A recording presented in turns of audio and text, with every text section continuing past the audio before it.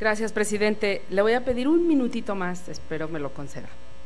Adelante. Bienvenido, presidente de la Comisión Nacional de Derechos Humanos.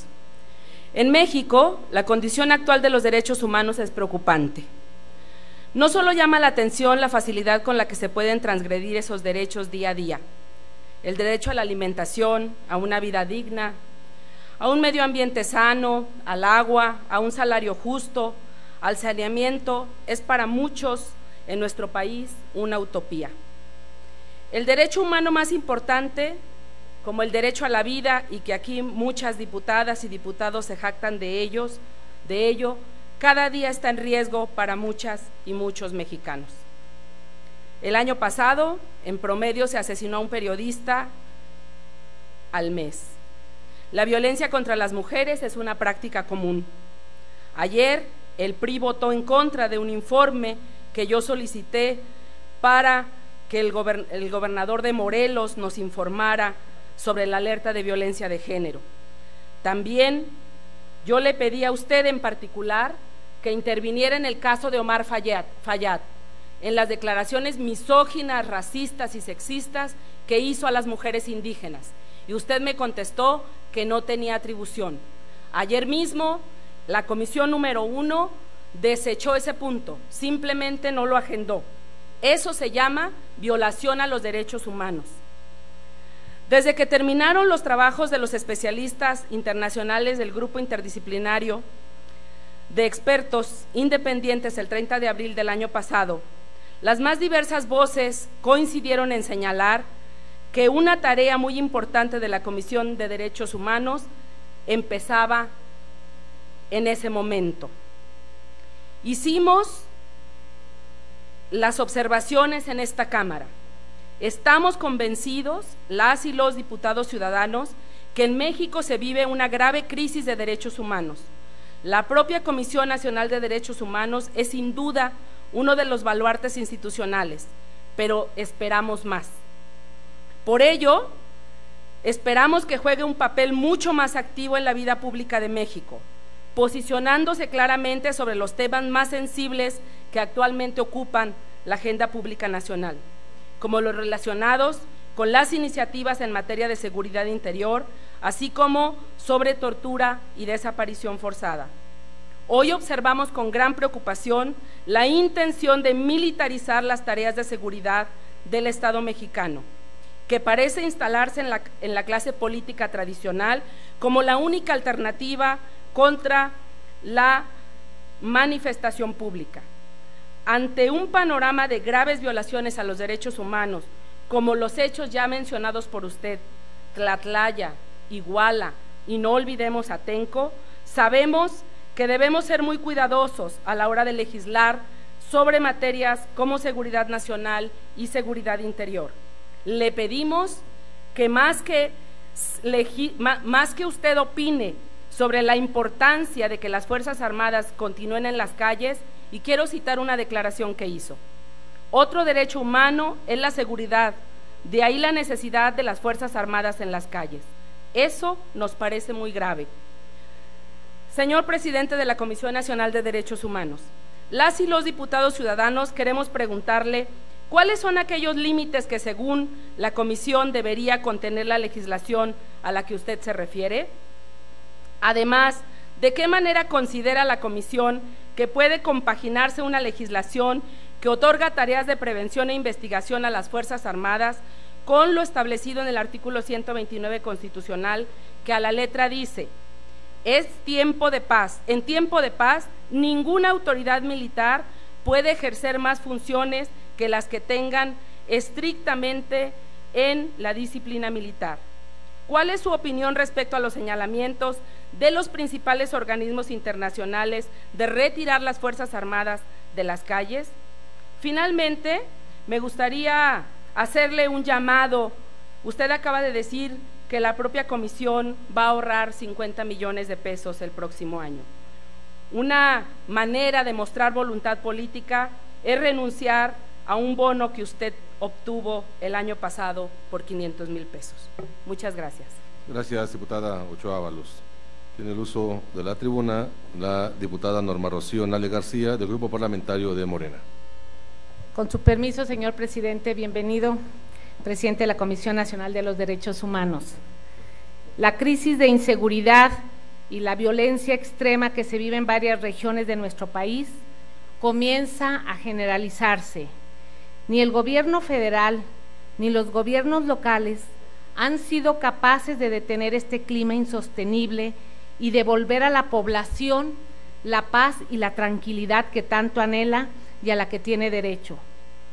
Es evidente que la inseguridad es un problema que ha rebasado a las autoridades. Los delitos de alto impacto como el homicidio doloso, la extorsión, el secuestro y la desaparición forzada van a la alza. La respuesta gubernamental basada en una estrategia fallida como la utilización de militares en tareas de seguridad pública para combatir la criminalidad ha dado lugar a que se cometan graves violaciones a derechos humanos.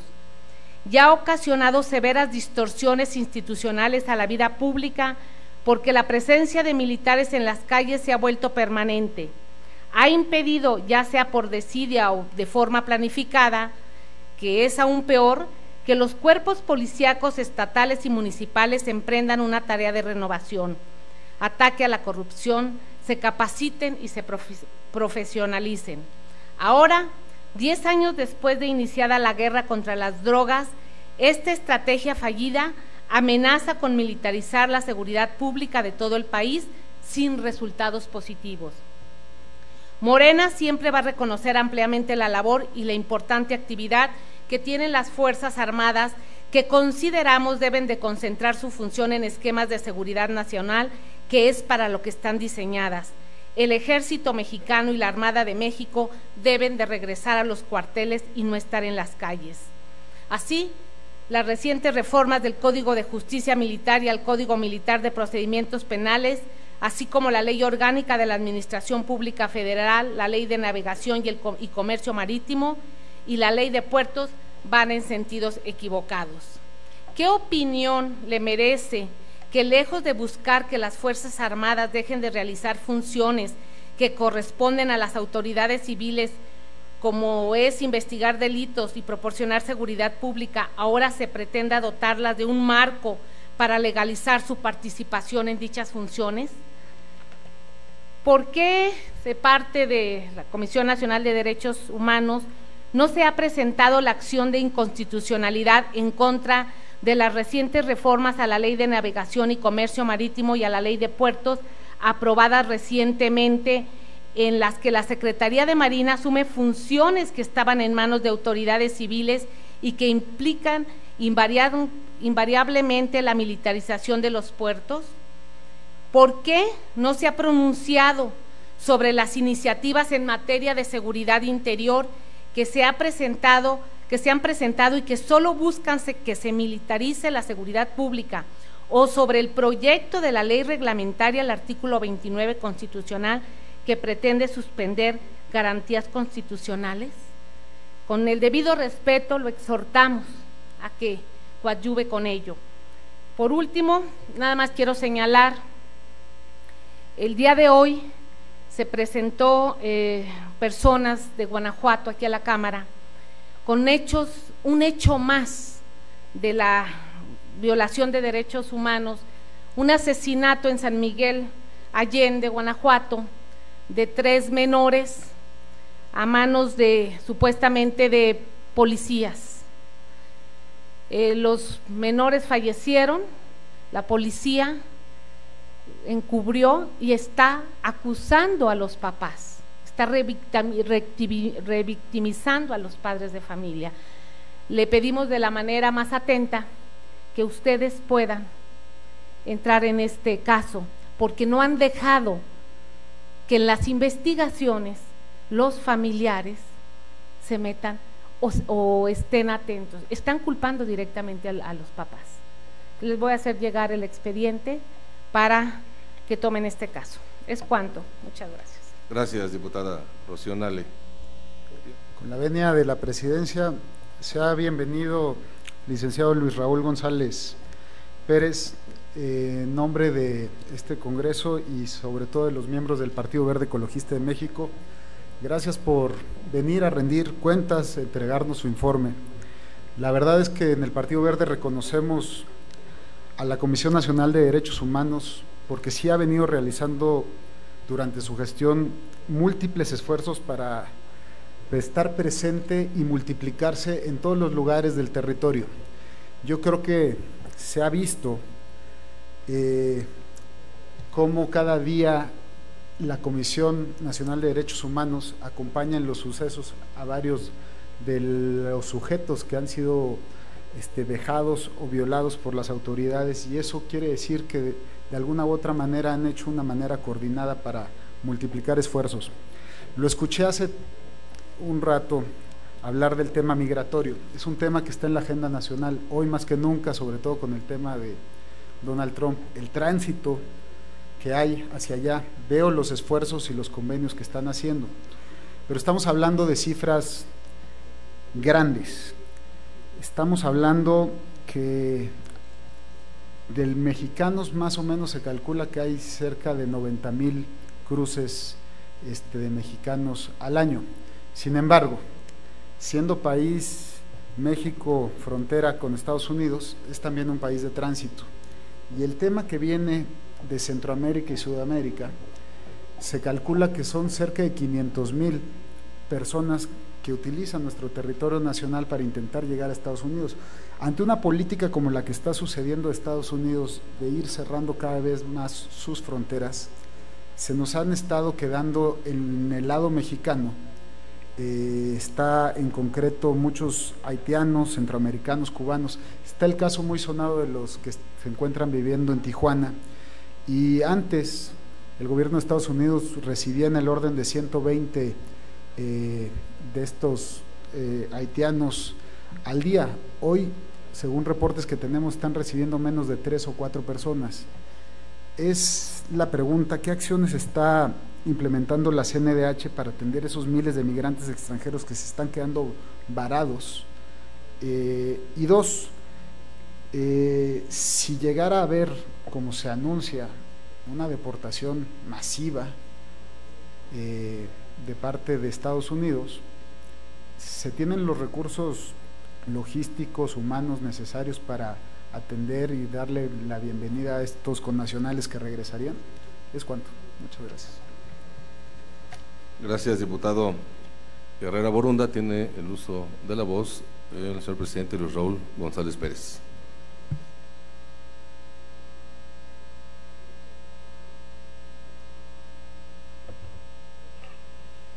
Agradezco la formulación de estas interrogantes, de estas inquietudes muy válidas. La primera intervención de la diputada María Candelaria pues hablaba de los primeros temas que tendría que ver con los DESC, los derechos económicos, sociales y culturales, y efectivamente en la Comisión Nacional de Derechos Humanos estamos atendiendo el tema de estos derechos. Desde luego que comparto la parte de que estamos por cumplir un centenario de nuestra Constitución. Fuimos como país los pioneros en incorporar derechos sociales en nuestro país, y de eso debemos de sentirnos orgullosos. Sin embargo, todavía la materialización de estos derechos de manera más extendida, para que se pueda hablar de un disfrute real de esos derechos, todavía hay un camino largo por recorrer. Sobre el tema, quiero comentar con usted que estamos haciendo estudios sobre la situación de diversos derechos en ese tenor, y puedo comentar uno en particular que se da cuenta en el informe que hoy presentamos: el salario mínimo. Hay un estudio por ahí que formulamos, que dimos a conocer, lo hicimos llegar a las autoridades federales, a las asociaciones de patronas y asociaciones de trabajadores, precisamente con los fundamentos del derecho, de los derechos fundamentales, tanto del ámbito interno como internacional, para precisamente establecer que no podemos entender la satisfacción de derechos como a una vivienda digna, a la alimentación suficiente, nutritiva y de calidad, a la protección de la salud, el derecho a la educación, si no se tiene este mínimo vital. Y desde luego entendemos, cuando usted se refería al derecho a la vida, nosotros lo entendemos no solamente desde la perspectiva de la parte biológica, sino también del sustrato en cuanto a una vida digna, una vida en donde, como se establece también en el artículo tercero constitucional, cuando habla de la democracia, entendida esta precisamente cuando se tienen los satisfactores que permiten esa realidad. Efectivamente, el tema de los periodistas en México es un tema sensible, es un tema donde también, nuevamente vuelvo a reiterar, que nosotros ya emitimos el año pasado, una recomendación general también sobre periodistas.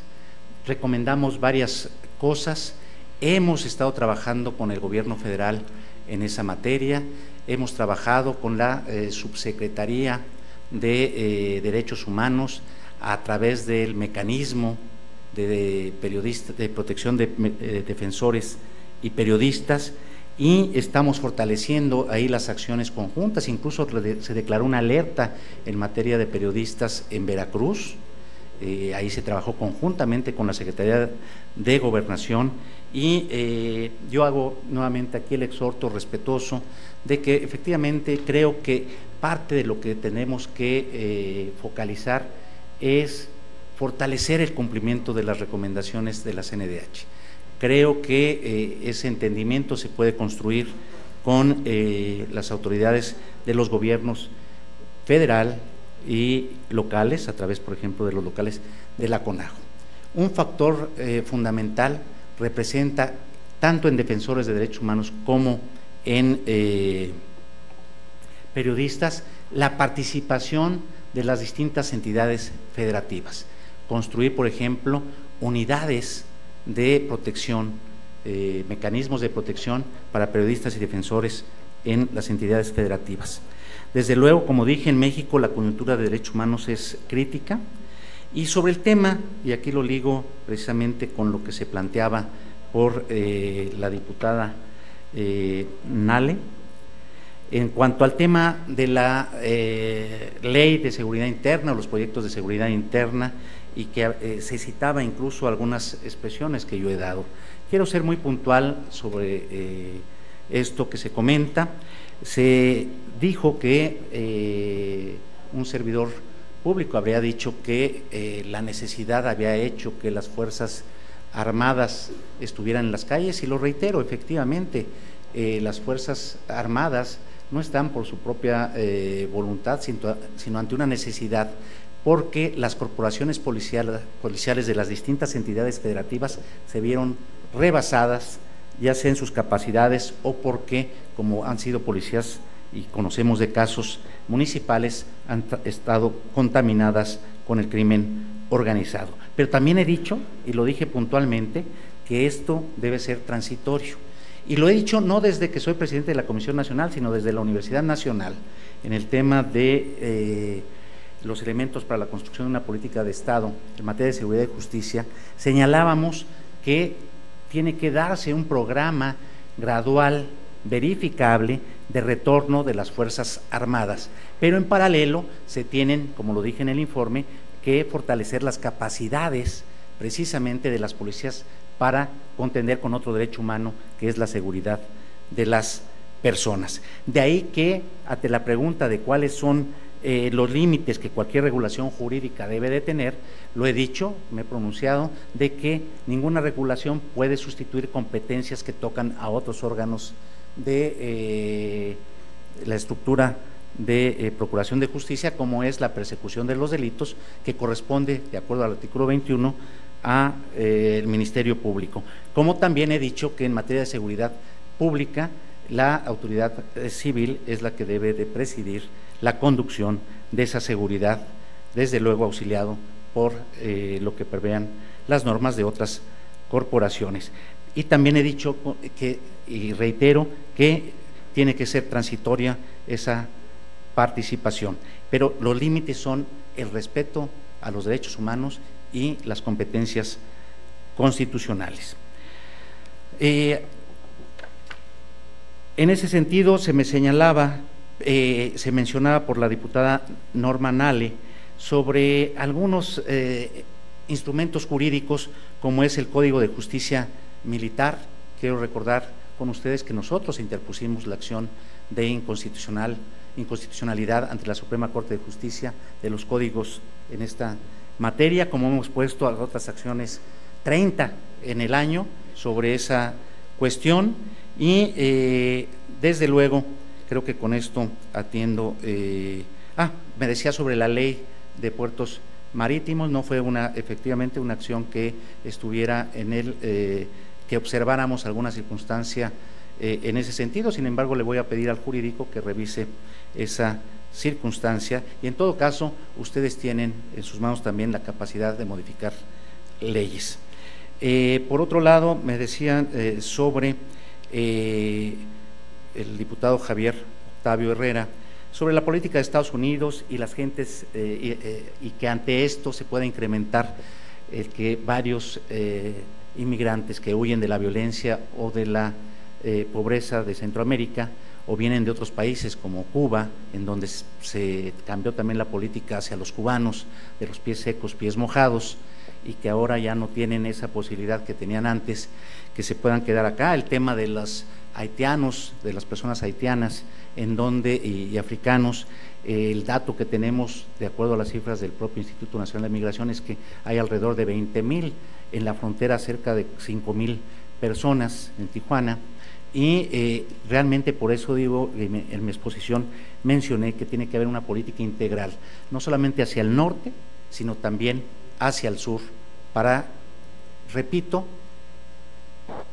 tener una cara humanitaria en el tema de migración, tanto para el norte como para el sur. Entonces, creo que ese tema, y es parte de lo que nosotros estamos haciendo, digo rápidamente que conjuntamos por la Comisión Nacional de Derechos Humanos a cónsules, a los ombudsman centroamericanos, a autoridades de migración, a organizaciones no gubernamentales en Tapachula, para ver también esa problemática. Y me da oportunidad la pregunta de por qué de un bono de 500,000 pesos que habría recibido, se dijo en la prensa a finales de año. Quiero decirles que esa circunstancia, primero precisar que eso que se identificó como bono lo constituye 4 conceptos, entre ellos la prima de antigüedad, un estímulo mensual que reciben no solamente los mandos superiores, sino todos los mandos de la Comisión Nacional de Derechos Humanos. El presidente no recibe ese estímulo. Está también considerado ahí, si no mal recuerdo, la prima vacacional, y también está considerado un pago de riesgo. Y quiero decirles que lo que se habló de 250 millones de pesos no es tal, representa toda esa erogación 146 millones de pesos. Sin embargo, la política que hemos, lo que hemos analizado ahora y lo que vamos a plantearle al Consejo Consultivo, precisamente es lo que anuncié de una reducción de poco más de 50 millones de pesos, de acuerdo a la proporcionalidad del presupuesto, sin afectar ninguna de las tareas sustantivas de la Comisión Nacional.